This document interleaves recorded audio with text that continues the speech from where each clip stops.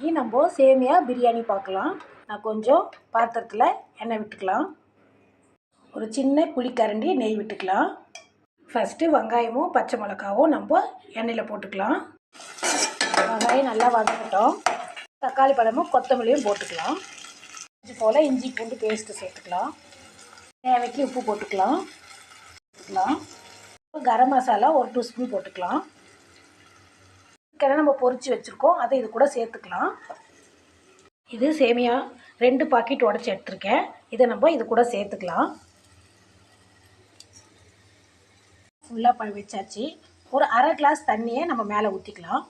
இது போல் எண்ணெய் விட்டுட்டு இதை மூடி வச்சிடலாம். ஓப்பன் பண்ணி பார்க்கலாம்.